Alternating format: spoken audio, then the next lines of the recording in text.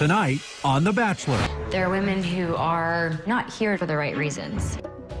Tiara's not here for the right reasons. Do you think that you talked to JoJo for the right reasons? She's stunning and her dress is beautiful, but it sort of seems like she's not here for the right reasons. She's not here for the right reasons. I feel like she may not be here for the right reasons. And that I'm here for the right reasons. Not being here for the right reasons. Courtney's not here for the right reasons. I'm here for the right reasons, so. They're not here for the right reasons. And I know you're here for the right reasons. And I know she's here for the right reasons. Or that you're nervous that I'm not here for the right reasons. She is absolutely here for the right reasons. I'm here for the right reasons. I'm here for the right reasons. She's here for the right reasons. He's not here for the right reasons. I want him to do this for the right reasons. Somebody that really is here for the right reasons. Everybody was here for the right reasons. I am doing this for the right reasons, and it's... Just as a reminder, girls, if you aren't here for the right reasons, your nearest exit may be in the limo behind you.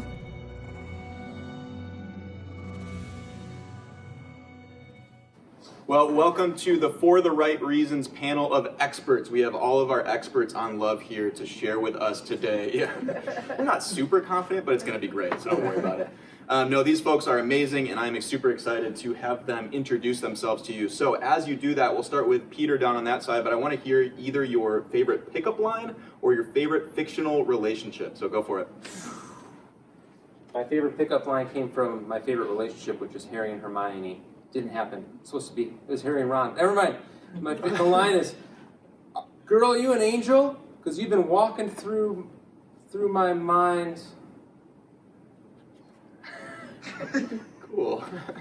Thanks, Peter. I'm Lizzie Solaro, and my favorite pickup line was used by Peter. He asked me to come over to make chocolate chip cookies.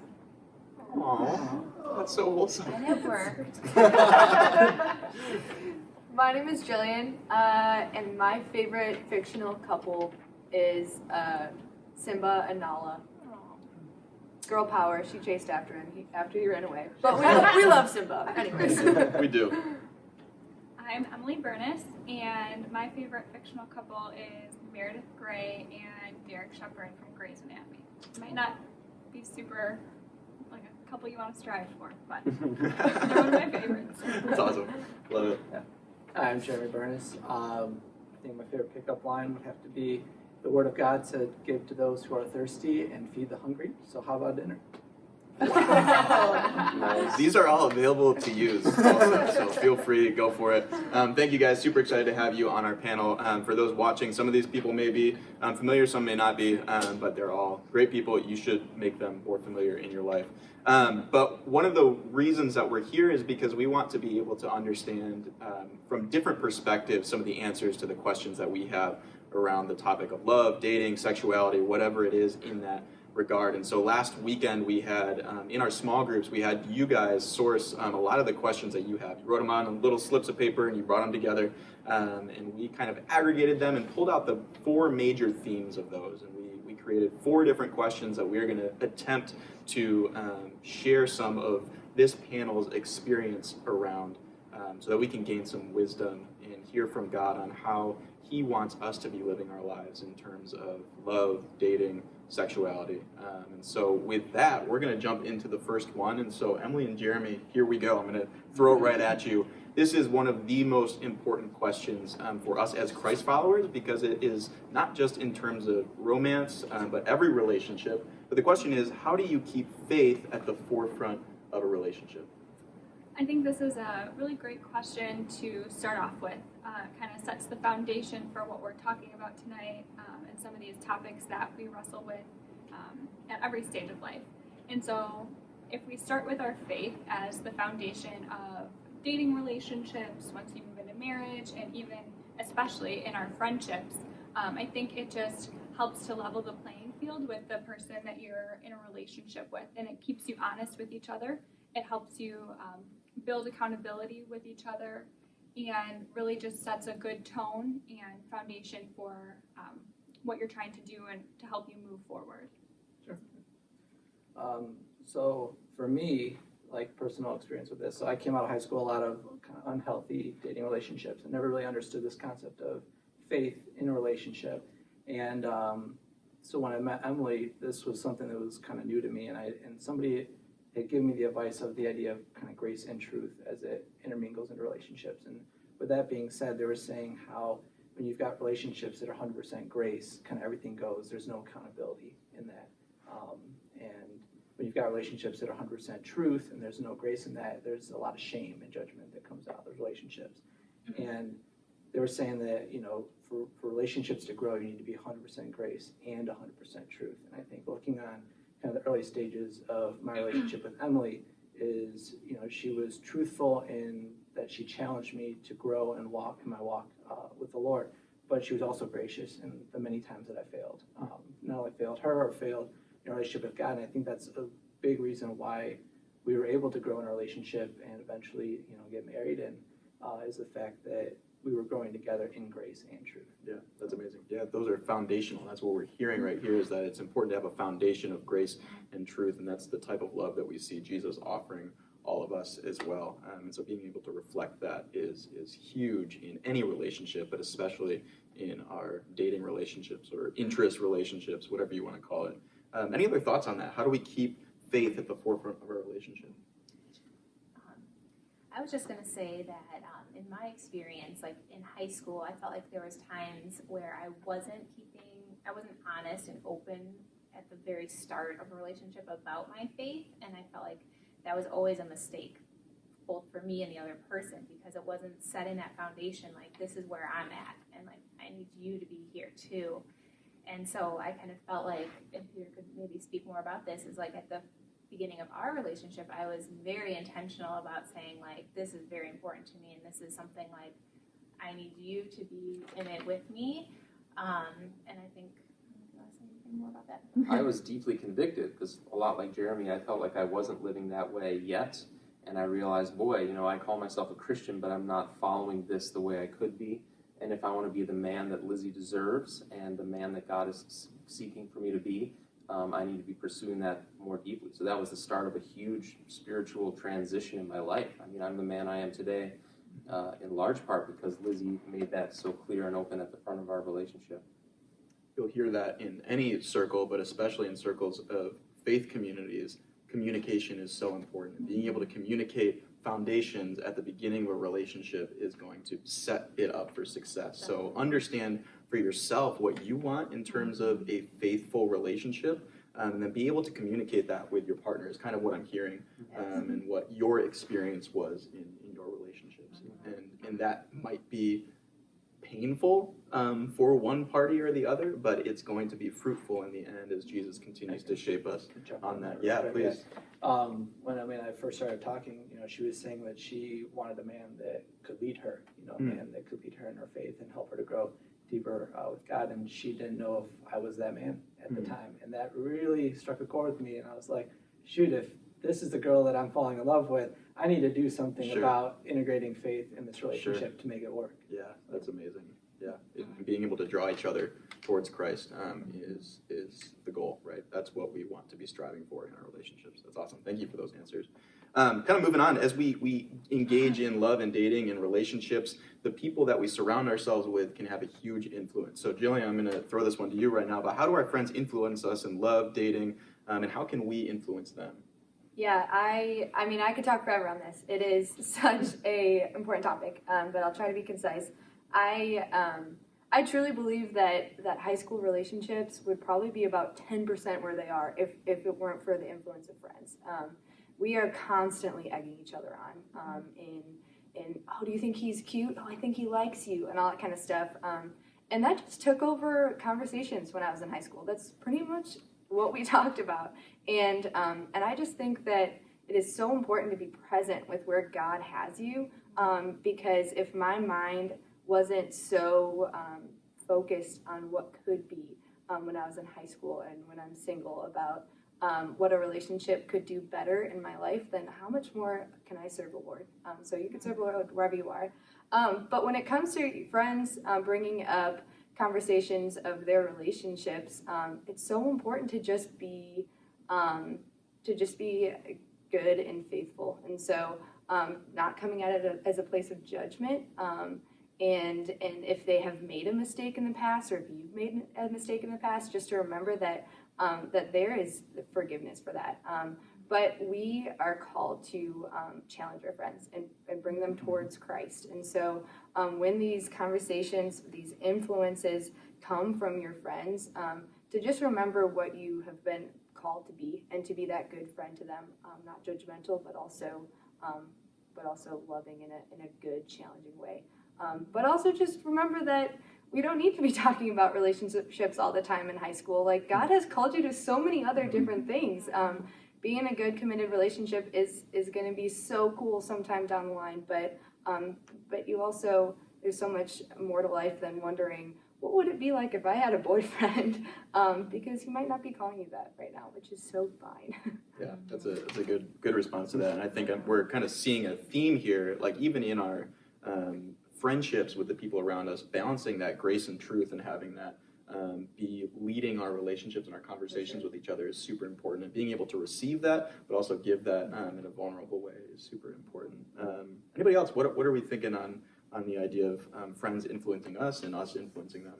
Yeah, I guess another thing on this topic would be to surround yourself with friends instead of just isolating yourself in a relationship, because I think it can be so easy, you're getting to know one another and you obviously want to spend all of your time with this person as you're like in that first stage of your relationship, but to just be careful with doing that and to remember that God has put many other people around you who can give you hopefully biblical advice.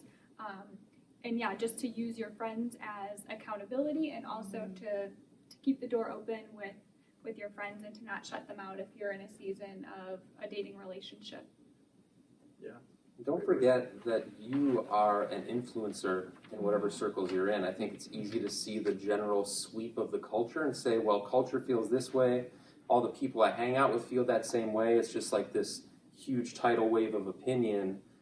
What good do I do having any difference of opinion? But I think a lot of times God in those situations is calling you to be the voice of His word and His will. You're going to be the voice of His truth in that situation. And just don't underestimate the ability that you have when God offers His Holy Spirit to inform your wisdom and your words, to play an influencing role in the circles you're in. Awesome. Yeah, thanks for sharing that. And this is kind of an impromptu question that we didn't talk about beforehand, so I apologize throwing this on you. But talking about influencers, technology plays a huge role in how we see each other, how we see our friends, how we affirm our friends, how our friends affirm us in relationships. Does anybody have just a thought on that or an experience of that? How has that been an influence for you, or a struggle for you, or a way that you found a positive way to navigate that side of things as well?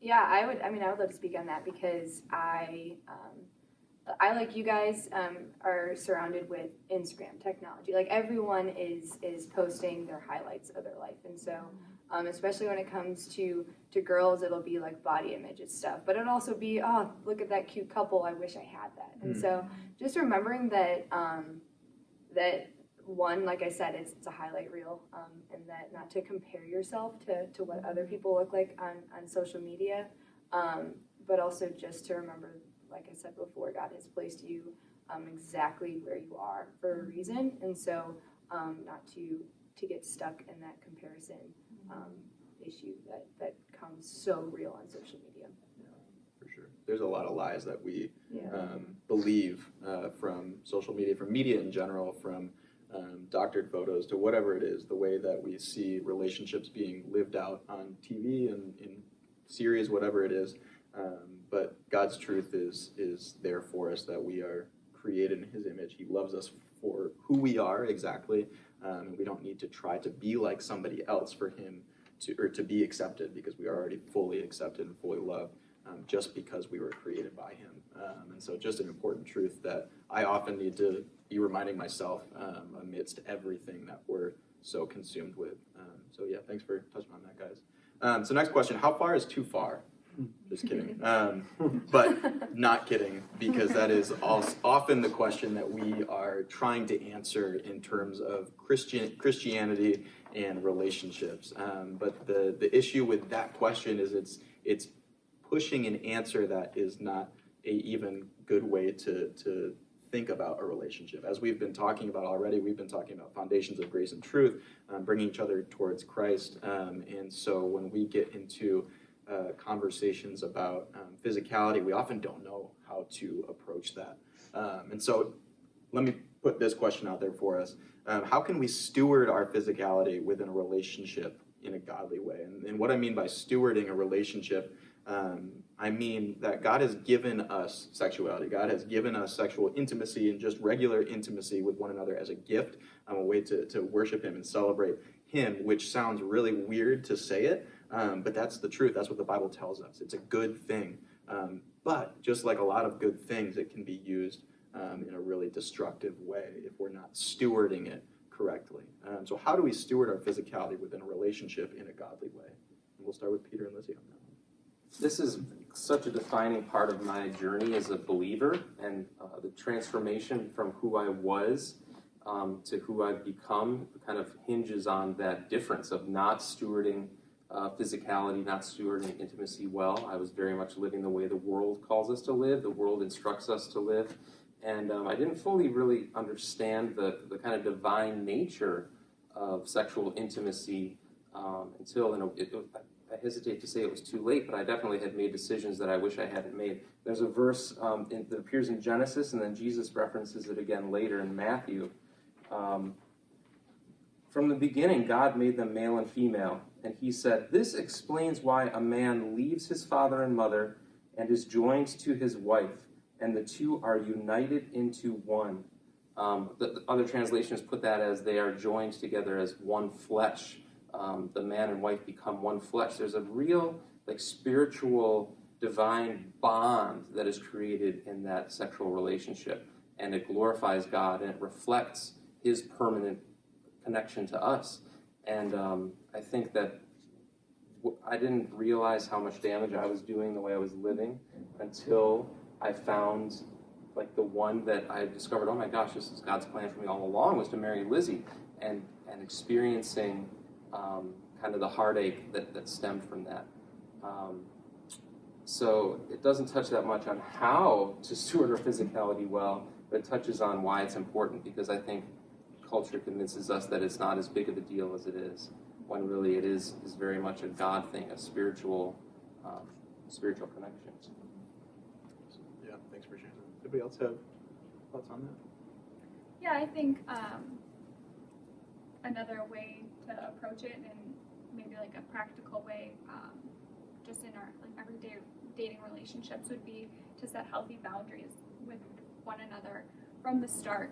Just tell the person up front, I'm comfortable with this, or I'm not comfortable with that, and then it kind of goes back to faith at the foundation of your relationship. And if you guys are on the same page with the physicality and the physical nature of your relationship, it'll make it a lot easier to navigate that whole aspect, because relationships just kind of keep building on each other. And maybe you date someone for a few months, and then you break up with them, and if you haven't taken things too far, then it's a little bit easier to move past that and to deal with what happened in that relationship, versus if you've taken things too far, then there's just less to deal with.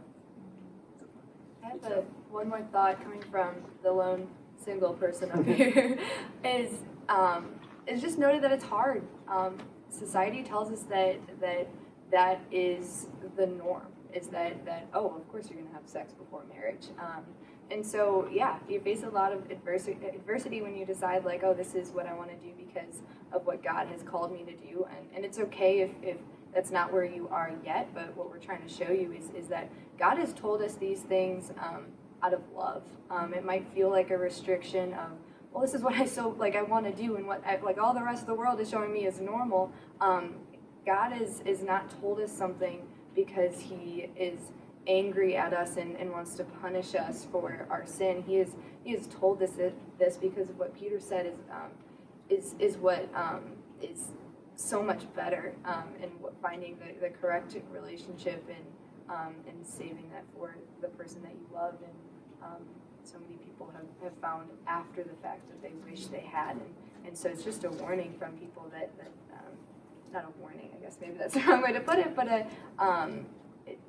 helpful advice of what God has called us to do out of love. Yeah, well said. Yeah, please. Yeah, I think just thinking back on high school, I don't think I definitely had the mindset that dating would eventually lead to marriage. I think a lot of times in high school, as guys, you date for pleasure. You know, you date for that affirmation, that feeling loved and affirmed by, you know, how a girl cares for you. But I think when I was, you know, kind of leaving high school and entering into college and coming to that mindset, okay, like maybe the next relationship, that could be the girl that I marry, you know, and I think when I switched to dating for the idea of marriage, it changed my perspective on the girl that I was dating. You know, it changed, and I felt like, you know, more respect for her and to honor her, you know, for who she was. And I think that helped me to kind of approach boundaries and kind of stewarding physicality in the relationship, because I'm like, if this is the woman that I love and that I'm going to marry one day, you know, I want to make sure that I'm doing things right and I'm setting up kind of a healthy lane for a relationship so that we're not having to kind of stumble through and make mistakes that could damage our relationship. Yeah, this is really good stuff. Thanks, guys. I'm hearing, again, that thread of setting things up from the beginning, setting a solid foundation, communicating well with each other.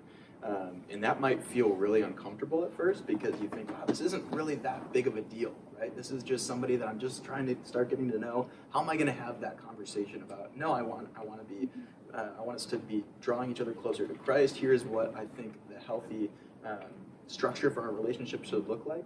And that feels so awkward for us because it feels so casual. But the truth is that God cares so deeply about relationships. That's how so often people are feeling and experiencing his love is through relationships. And so he cares deeply about that.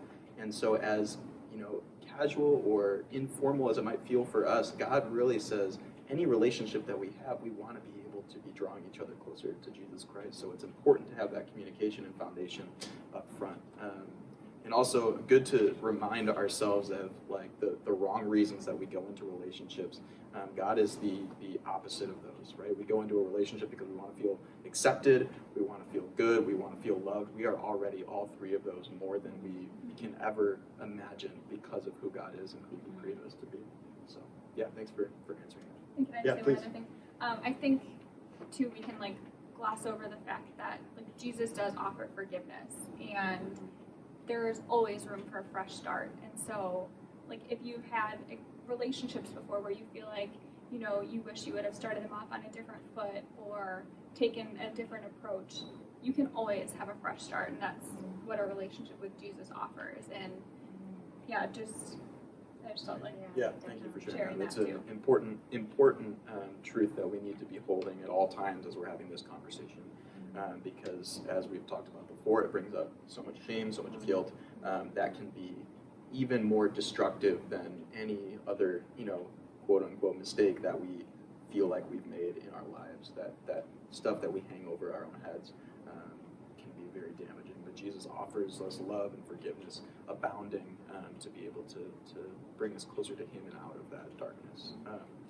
Well, as we come to this last question, I kind of want to bring us to the idea of what are the other gender looking for in a relationship. I think a lot of the time, whether it's through technology or media or just a bad sense of, you know, what's going on, we get the incorrect idea of what people are looking for in relationships. So let me ask this: deep down, what are guys and girls really looking for in relationships compared to what they're pressured to look for in relationships?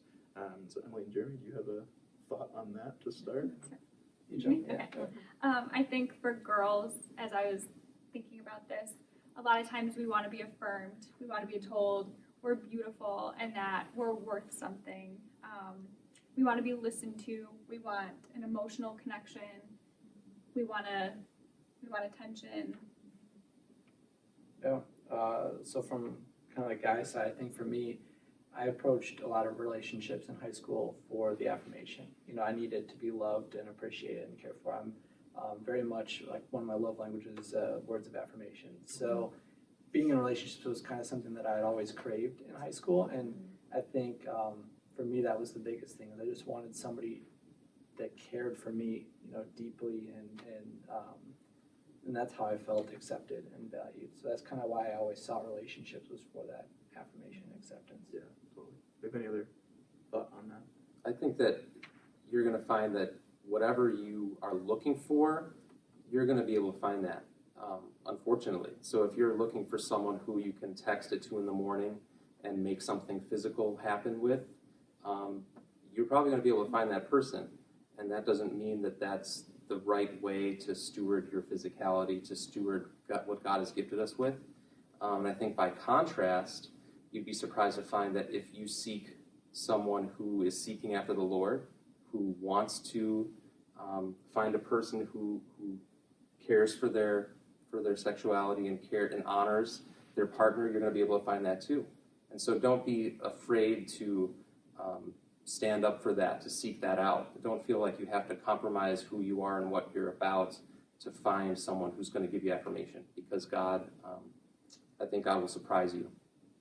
It's really good. Yeah. I think one last thought for me is just that everyone, I feel like when it boils down, is looking to be loved and to be happy. And so wherever you are, or whether you're in a relationship or you're single, there's always going to be, unless you fully place your eyes on the Lord, there's always going to feel like there's something missing. And so I just challenge you guys not to feel like, oh, if I were only blank, then I would be happy.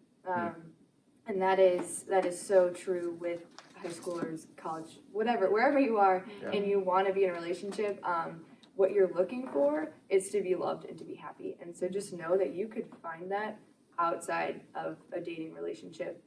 And truthfully, if that's if you're yearning to be fulfilled entirely from that, you're not going to find that in another human. So just rest in that, and yeah, I guess that's it. Yeah, really well said there, Jillian. Yeah, I think it's so important to remember that truth that you just shared for us. So thank you for that, Peter. It looks like you are ready to draw us to a close with this scripture. Well, I don't know if you wanted to talk about that. Oh, no, go ahead. I mean, just there's a scripture that is such a guiding force, I think, for us and for a lot of this. Matthew 6, verse 33. Seek the kingdom of God above all else and live righteously, and He will give you everything you need. So it puts the horse back in front of the cart, So instead of us chasing after whatever we think we need to fill that hole that we have, whatever shaped hole it is in our heart, if we continue seeking after God, He's going to surprise us. He's going to lavish us with incredible blessings.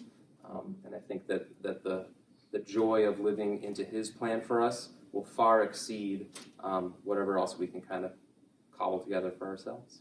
It's amazing. God wants our relationships to be able to be sources of places where we can see more clearly the ways that He is affirming us, He is loving us, He is offering us things that are good, and seeking His kingdom first, seeking His face first in our relationship, not even in our relationships, but in our personal lives, individual lives, is going to be so key for how we live out lives in relationship with other people, be it romantic or friendships or whatever it is. Thank you guys for all this amazing wisdom. You guys are geniuses. We appreciate you so much. And yeah, we hope that you guys enjoyed it. I hope that there was some nuggets in there that were able to be helpful and useful. But yeah, at any time, if you see any of these people, either give them a high five or ask them all the questions that you have based on what they said. They'd be happy to indulge and talk more about that. But thank you guys for being here. Thank you for being here. We'll see you next time. Awesome. Woo-hoo!